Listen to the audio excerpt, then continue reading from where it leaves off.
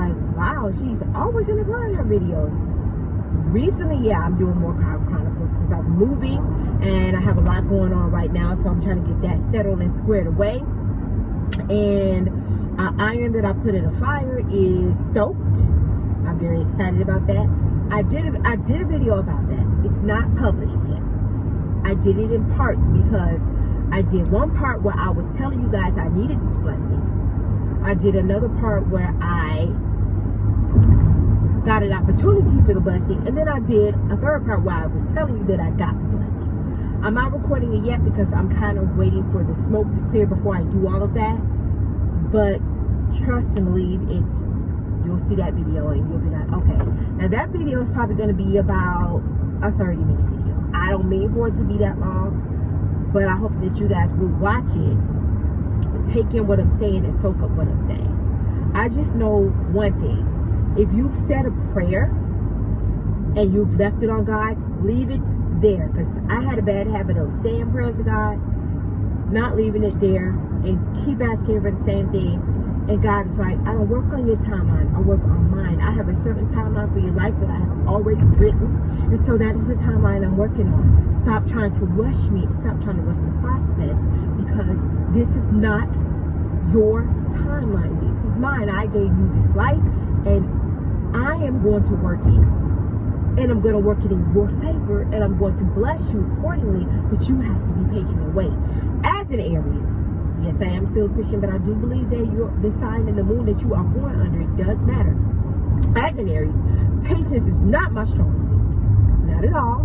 Not by any means. And I struggle with that. I have not asked God for help with my patience, only when it comes to my 10-year-old child. She is 10. I need to have patience with the child because the child does not have foresight. They are not mature, and they don't know things in certain. Well, they do know certain things that piss you off, but they don't know. They don't have the foresight that adults have, in the common sense that adults have. They grow into certain things, and they over time they obtain certain things as they mature. So certain things my daughter doesn't know, so I have to be more patient with her because I'm like, listen, little girl, you don't do this, you don't do that. I'm steering her right from wrong. You do this, you do that. Well, this is how this is supposed to go. This is how this works in the world. Explaining to her because she's 10. But as an adult, if I'm speaking to you as an adult and I got something going on with you as an adult, you already know how to conduct yourself. You don't have to be geared to anything or taught anything because you're an adult, and I'm not into teaching adults anything unless I'm an instructor of a course or something. And I'm not an instructor of a course in life. Now, I might have to teach you how to deal with me because you teach people how to treat you. That's very true. But I'm not going to teach you the same lessons over and over. Like you're a baby, I'm not coddling you or holding your hand. So that's something you're going to have to do on your own. There's still some people who I taught the wrong way to treat me, who I'm trying to correct the situation, where I realize what works with them and what doesn't. So I utilize those things that work with them and what don't. But then there's going to come a time in my life where I'm going to cut those people out. Because I'm sick of having to do things a certain way to get a certain reaction. Love don't work like that. That's crazy to me. I shouldn't have to love you that way. I should be able to love you the way that the most positive way I know how. Like, it's crazy. And I don't mean all dramatic and yelling, screaming, cursing, stuff like that. I don't mean that way. But just certain other ways you have to act towards somebody. I don't want to do that. I want to be loving. I want to be kind. I want to be sweet. I want to be attentive. I want to be all that good stuff to somebody without having to go through all the bullshit rigmarole, basically. But I was saying that to say this. Just if you ask God for something, wait on it. It's coming. And sometimes if you don't move when you should be moved, God will move you. He will move you. Even if you're not ready to be moved, He is going to move you. Because I have been in situations where I should have moved and I had the opportunity to move and I did not. And God was like, look at this girl. Look at this girl. She's got ample opportunity to move. Well, I can tell you what. I'm about to shake her up. I'm about to move her. And she's not going to see it coming in the way I'm going to move her. like I'll get fired or whatever. I'm just giving you an example. She's not gonna see it coming in the way that I move her, but she gonna feel it, and she's gonna know next time when she gets that inkling and that inclination and that intuition that I give her to move on it. And I've gotten better with that. As a matter of fact, in the videos that I have upcoming, the 3-part videos, I moved when I knew I should have, and God didn't have to be like, hello, with this one. He did not have to. I was like, oh no, God is telling me I need to move. As much as I don't want to own up to this and admit this, because it's kind of felt like I was admitting failure, I was like, no, that's to God telling you that you have something else different, a different path that He wants you to go on, and you need to follow that path. So I took heed to that, and I was like, wow, listening to myself and my own advice is actually working. What was I going to say?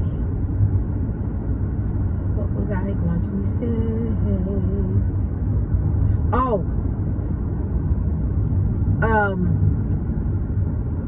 this video is kind of about mental health. This video is about mental health. I'm not gonna say kind of, it is.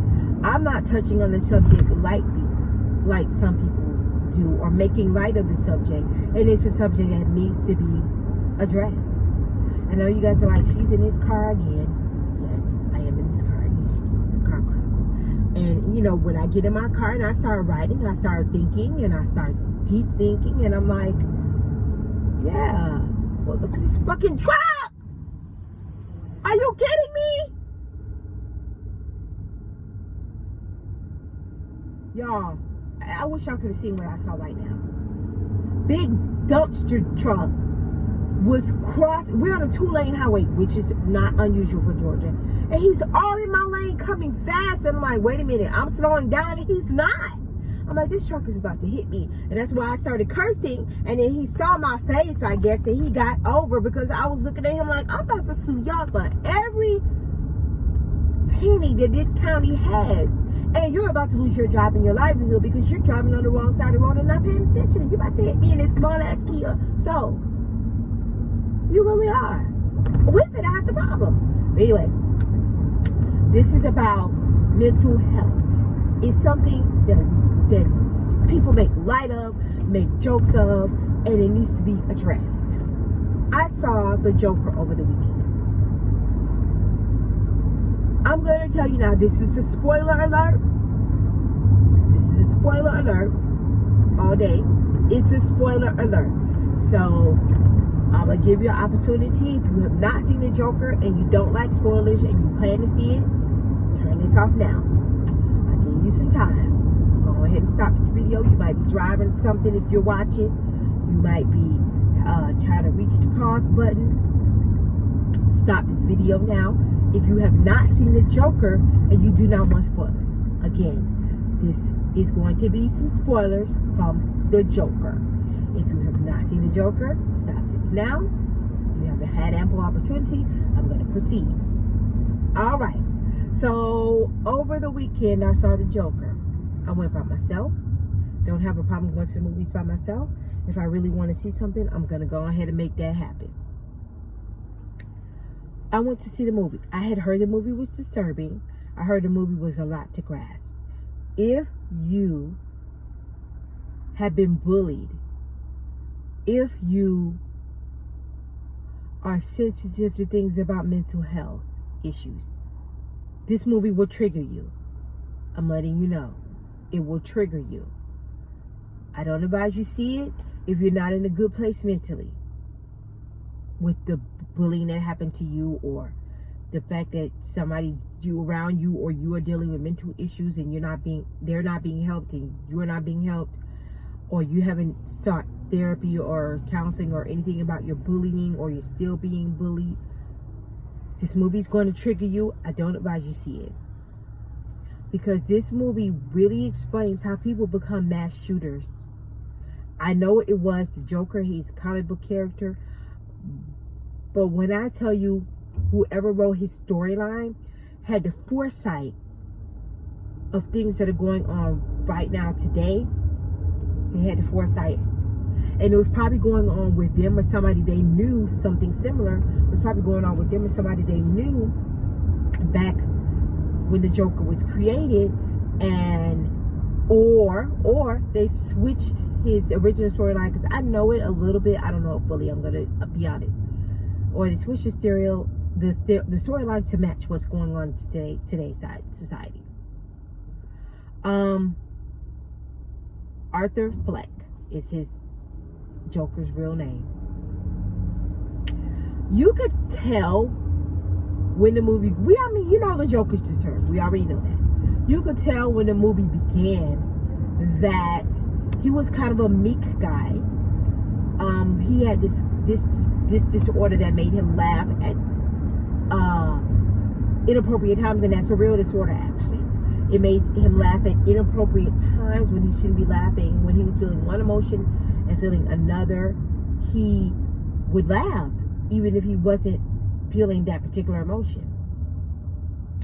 It's in the trailer. He's riding on the bus, and he's making this lady's kid laugh, and this evil ass, mean ass woman, I won't say evil, I'll say mean as hell though, woman told him, "Can you leave my kid alone?" No, he was a clown in the movie, so he was making the kid laugh, but she was so unnecessarily mean to him by telling him to leave her kid alone. He wasn't doing anything about her kid. Kids need laughter and joy in the world because they're children, and this world is crazy.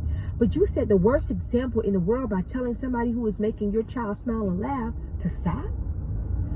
Well, clearly you don't make your child smile and laugh either. You're a miserable person, and you have a miserable life, and you're spreading your misery everywhere, and you're taking it out on people who don't deserve it, and you're taking it out on somebody who was just trying to bring some joy into the world, because his mother had told him that he was put on this earth to spread joy and laughter to people. And that's all he was trying to do. He was a nice guy. He really was. Just a little bit off because he had mental issues. He did. He was being treated for these mental issues by medication and by counseling. Counselor he had didn't really listen to him. She was just doing it because it was her job. Medication was helping because when you are mentally unstable, you have a chemical imbalance, and it helped him have balance and focus and be able to function amongst us in the real world. Well, counseling stops, medication stops.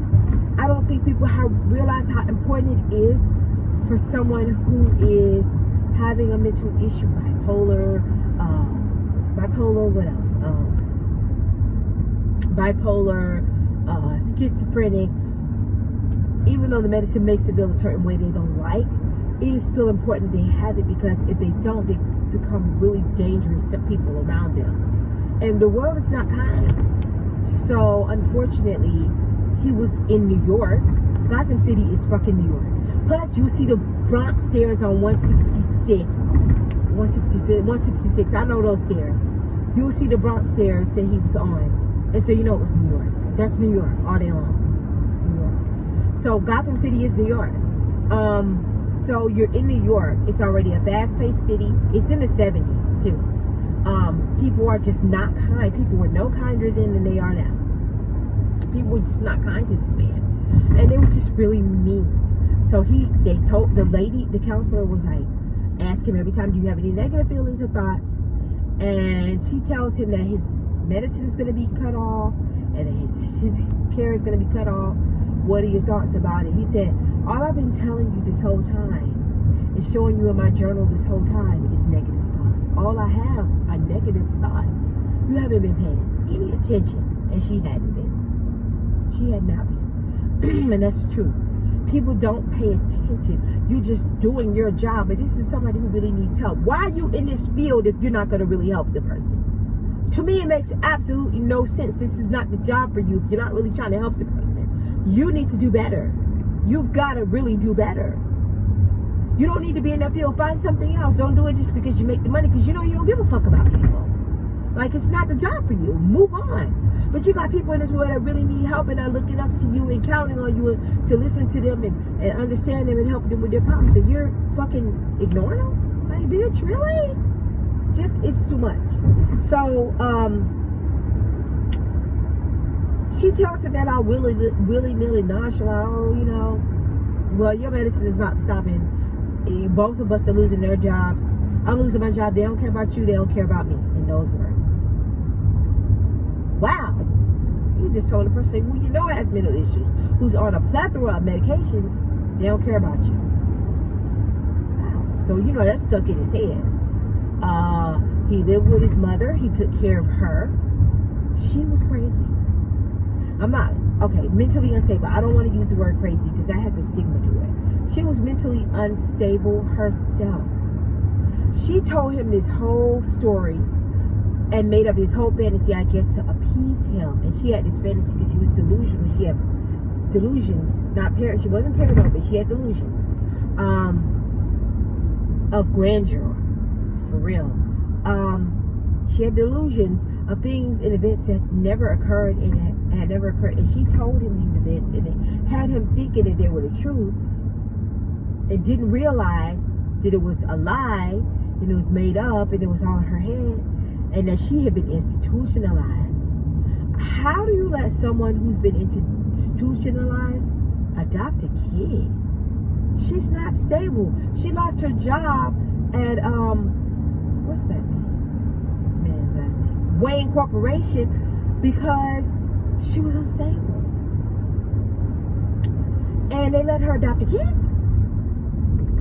They let her adopt a kid before, but like, they knew she had issues before because she had been institutionalized.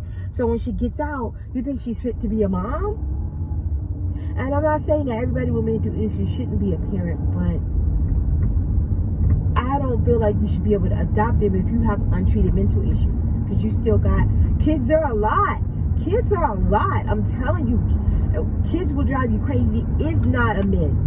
Now I'm using the word crazy, even though it has stigma attached to it right now. I'm using the word crazy. They will. Kids are a lot. You cannot. You got to. That's one of the reasons why my daughter's with my sister in Orlando, because I wasn't stable financially. I was mentally depressed. I was going through changes, and she did not need to be seeing all that. Please don't back up here. Please don't do it. So she didn't need to be seeing all of that. So I made sure she wasn't around to see all of that. I don't want my child affected by my depression and my financial instability. That's not her problem as a kid. She doesn't need to be affected by that. And she needs care and mental stability and all of that. And it's like I couldn't do that. I was trying to get myself in order, so I had to make sure she got in order. So like, yeah, kids are a lot. So she's with my sister because my sister wasn't going through all of these changes that I was going through. Yeah, she's going through it, because we're all sad about my dad's condition, but she wasn't going through as much as I was going through, and then she had the financial stability, and my daughter wouldn't be disrupted, and my daughter wouldn't have to deal with my crazy schedule and me trying to find childcare, and it was just too much. So I did the thing that I felt was best, and that's where she's been for these past 2 school semesters, is living with her. Now, she's staying with her permanently? Of course not. That's my kid. I love my kid. She's going to come back with me. But, that's where she's been. Oh, I'm so hungry right now. So, they let this mentally unstable woman adopt a kid. Now, she didn't abuse him. She wasn't physically abusive to him or mentally abusive to him. But she gave him ideas and thoughts that weren't really real, is the best thing to say.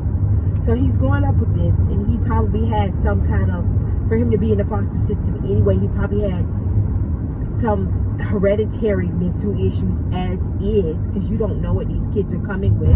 You don't always know what their parents had going on mentally. So, you inherit whatever problems their parents had that they passed down to them.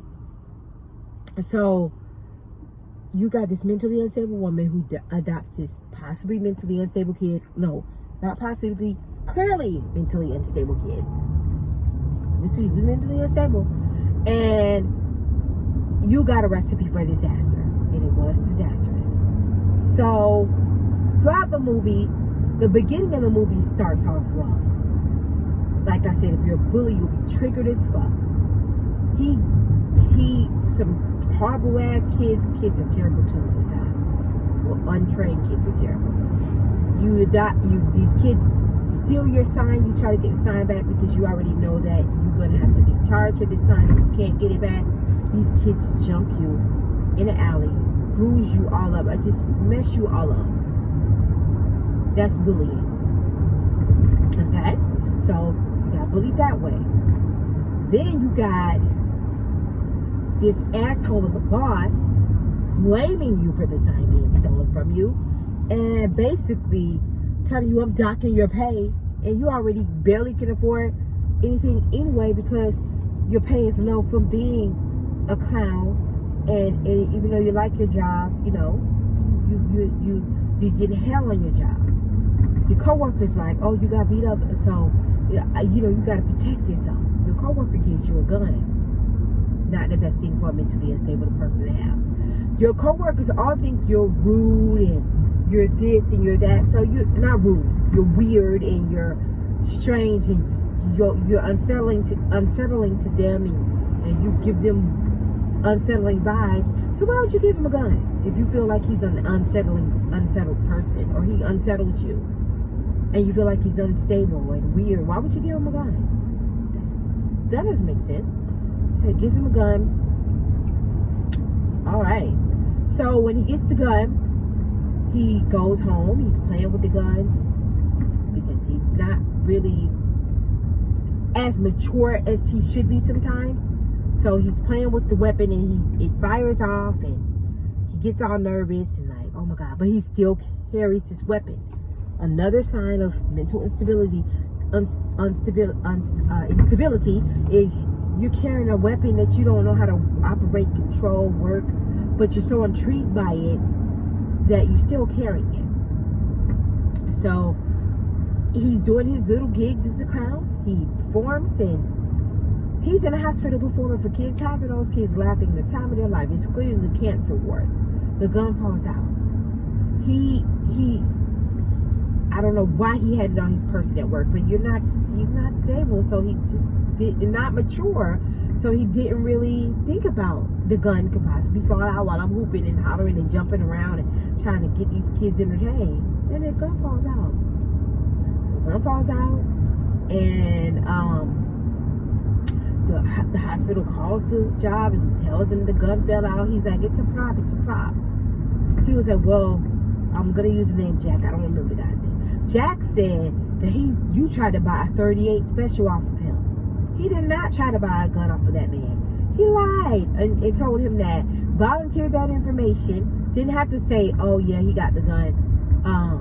He does have a gun. Didn't have to, could have kept his mouth shut, chose to be a two-faced ass bastard and tell him that he had the gun. Just shady.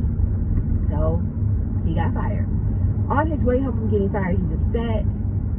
He's being quiet, being to himself. This lady is on the train, and she is being harassed by these 3 yuppie guys because they feel like they're entitled to harass people and do whatever they want to do, and they don't have to answer to anybody. So they're harassing this lady. They seem like they're kind of drunk. They're harassing this pretty lady, no reason. So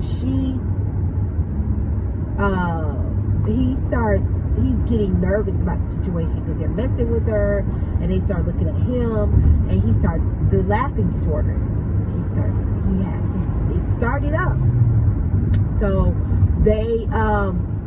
she gets up and she goes to another train, and they start in on him, bullying him, no reason. They start physically assaulting him. Don't even know this dude because he's laughing. He's trying to explain to them that he has a condition that makes him laugh, that he doesn't really see anything funny. He's just a little bit nervous about the situation, and he's laughing because of that. But the old mean lady who told him to stop messing with her kid, he never gave her the card back. Even though at the bottom of the card it says, please return this card to me. She didn't give it back. Being a complete bitch, she didn't give the card back. She was so busy being a bitch, she forgot to give him the card back. So he couldn't even give him the car while he's in the midst of laughing to say that this is not why I'm laughing. I don't see anything funny. I'm just letting you know that this is my disorder. He doesn't have the car. They beat him up. They jump him, everything. Grab his bag, whatever. So when they threw his bag back at him, he reached in that bag, rightfully so, and protected himself. I don't feel no sympathy for those guys, because you cannot go around jumping somebody. You don't know what they have. You cannot go around physically assaulting people willy-nilly, because that will get you killed. He got them, all three of them killed. Now, he killed the first two to get them off of him because they were jumping on him. The third one, he was running. He did not have to kill him. I'm going to say that. But he followed him off the train. He shot that dude in his back. Dude is dead. All from bullying somebody, which you should have been minding your business and not putting your hands on people and not bullying people. You ended up dead. You lost your life. It's not worth it. It's not even worth it. So he lost his life. All three of them lost their lives. He goes home. Acts like nothing happened. Because at that point, he had snapped. And he didn't feel any sympathy and any remorse. He's a sociopath anyway. So he didn't feel sympathy and remorse. Even though he was a kind and caring guy, when he did that after he was attacked, he didn't feel sympathy and remorse. And I can't really even blame him. He was being physically assaulted. They were beating the hell out of him. And he had already been beat up earlier that week. Like, come on, enough is enough. So he shot him, killed him dead. After that, some cops decided to go to his house. They go to his house to harass him about if he was a suspect. I still don't even know how they even gleaned that he was a suspect. I don't even know where they got that from. So I'm only thinking because they had gone to his job that they ratted him out that he had tried to quote unquote buy this fake gun, which he did not, and that he could be a suspect. The same dude who probably said that he tried to buy a gun off him, who actually physically gave him the gun and handed him the gun, is probably the same one who lied and said, oh, he might be a suspect. He probably is the same one. So when they came to his house to ask him questions, that set his mom off in a tailspin, and she had a stroke. Now, mind you, a couple of days before that, his mom told him that Bruce Wayne's father was his father, and that they had had an affair, and that the affair ended because he told her that he didn't think it would be a good idea that they were together because people didn't want them together or whatever. And, you know, and she decided to have this baby by herself. That was not true. So he goes to go see Mr. Wayne. When he goes to see Mr. Wayne's Alfred tells him, he starts talking to Bruce Wayne, which Batman. He starts talking to him and making him laugh and doing clown stuff and making him laugh and associating with the kid. And Alfred comes outside and is like, that's a myth. Your mother was not telling the truth. She's delusional. She was institutionalized things that he did not know.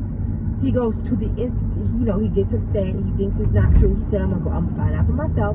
He goes to the institution, arrives at the institution. The orderly is confirming, you know, some of these details. And he was telling him it was certain things he couldn't tell him, so he would not, he wouldn't know, you know, certain things. So he snatched the envelope, the notebook, the folder, the file, and he ran like the wind. And he had this funny gait when he walked. He had this funny gait when he ran. And I didn't laugh, but it was just like you could tell by his gait that he was not stable. So that's what a Greyhound bus station is. So he got the folder. He read everything that man was saying, and then some. Alfred was saying, and then some. Was actually, don't come out here, sir, please, was actually true. It was not fiction. He was not making this up. The delusions were, she had delusions of grandeur. She was just unstable. And she made up a lot of stuff. And it was too much. He'd already shot and killed his people. He was already unstable. He'd been beat up. I mean, it was like the whole world was against him. Now, before he before he went to before he but his mom had the stroke, they used to watch the Murray show, not Maury, the Murray, whatever the Murray's last name is, show. And when they would watch the show, he admired him. He was a comedian. He really admired him, and he was aspiring to be a comedian himself, and he really admired this guy. And he was like, I'm gonna what did he say? He said, I'm gonna he was like, lady, don't walk in front of my car, thank you.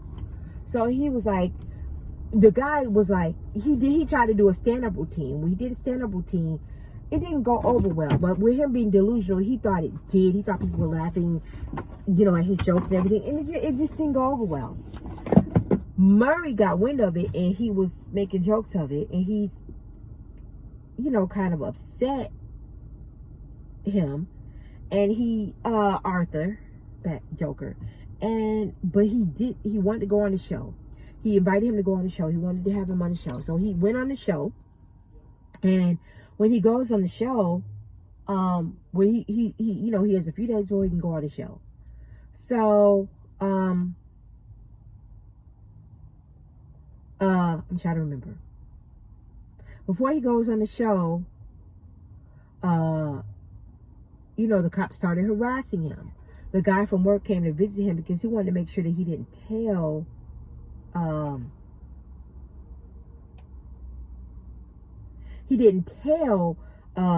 where he got the gun from, because he knew the cops had been sniffing around. Well, when the guy came there, he had just dyed his hair green, Joker color. He was putting on face paint. He said, you got a gig or something? Why are you putting on face paint? He was like, well, I don't. So he came there, and another guy came there.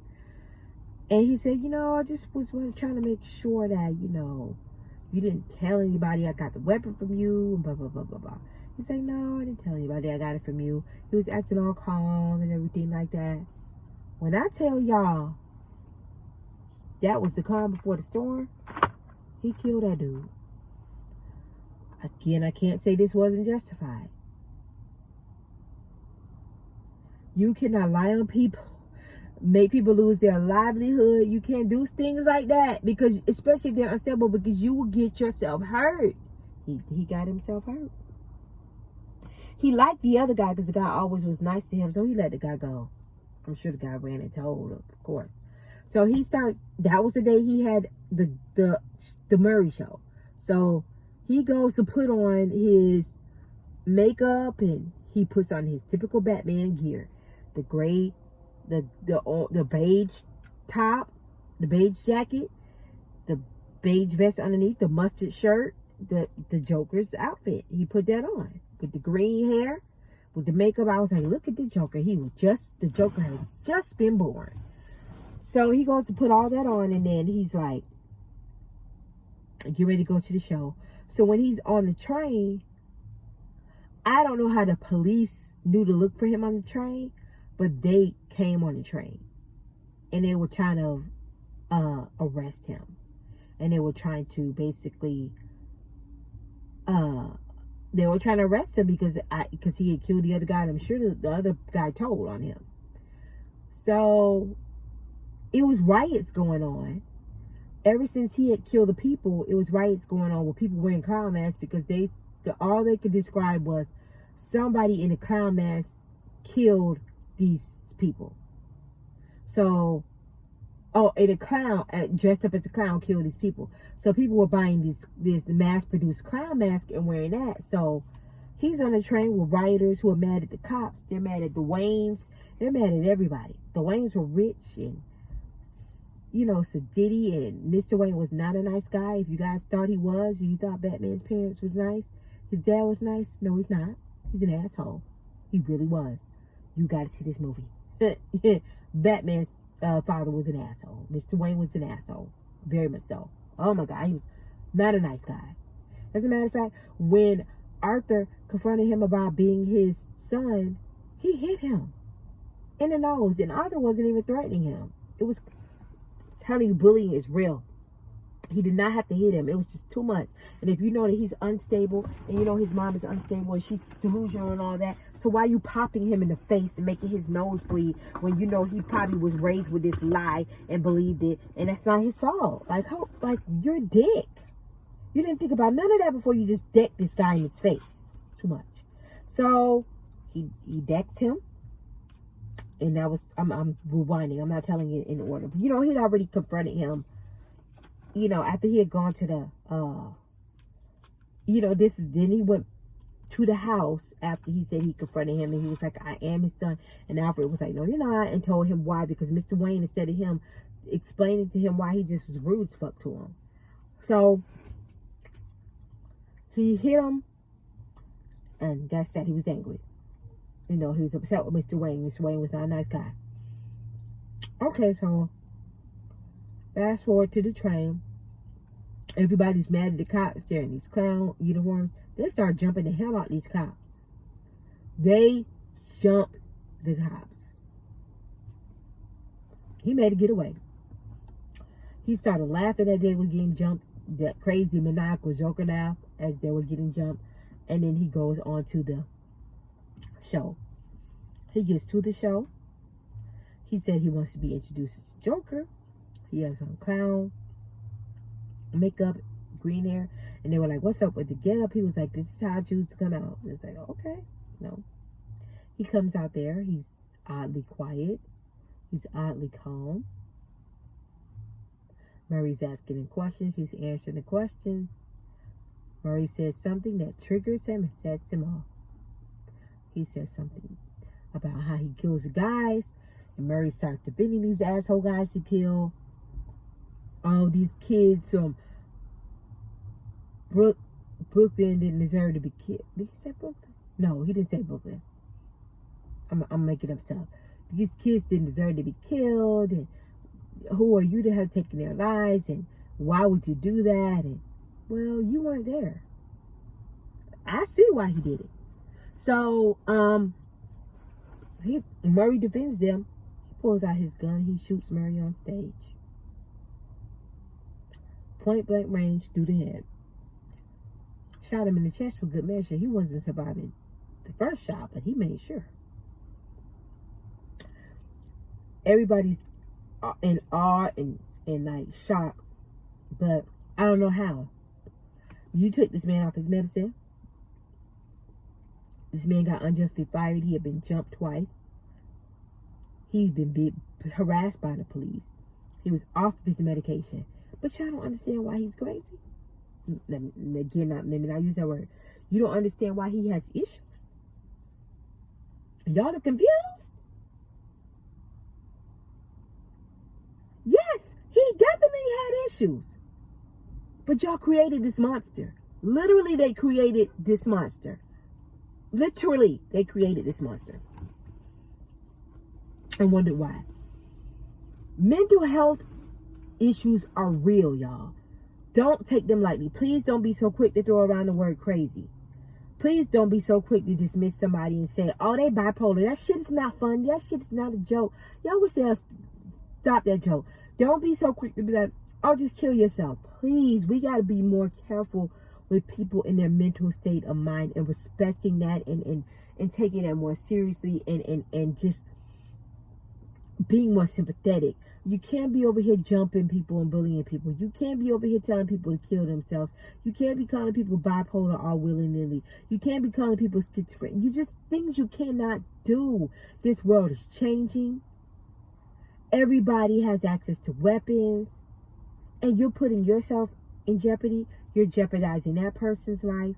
And you got to start caring about basic human life. You really do. We got to do better as a people, y'all. That movie, it did not trigger me, but it definitely made me be like, I was already sympathetic. Because I have people in my family that, on my mom's side, that are not all there all the time. And it's true, I'm not making up nothing. I love my family, but it's my mom's aunts, her mother's sisters, they weren't, and their children were the same way. It was a lot. It was a lot, y'all. And you know, it's just a lot. But I just say all of that to say that we have to be careful and we have to be mindful of how we treat people in society. We do. It is our responsibility. We're out here in the world with these people, and we just got to be careful how we treat them. We're out here in the world with these people, and we are not in a kind world. So it's up to us to put some kindness in the world. It's up to us. This video is getting long because I want to touch on all the aspects of the movie, the important ones. And I'm sure I left out some important details, but I suggest you see that movie. See the movie. If you had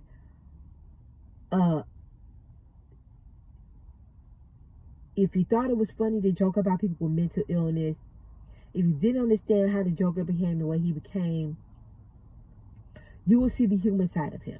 Because you don't get to see that. All you see is a maniacal side. But you will see how he is the way he is, why he's mean now, why he's a villain. He became a villain. He wasn't always one. He wasn't always one. You gotta see it. You really gotta see it to see how the way we treat people can really change them. We just gotta be careful. And we gotta be more loving and be more kind to people in this world. We just do. It's our responsibility. And that's not as a Christian. That's just as a decent human being, period. It doesn't have anything to do with religion. That's just being a decent human being, point blank, period. But I'm getting ready to go. I have an appointment. I just want to talk about that really quickly. Touch on it. And I'm sorry if I drag this on and on, but go out into the world, y'all, and be kind to people. Just do that. And be kind to me. Rate, comment, subscribe, and share. I love y'all YouTubers, and I'm out. Peace.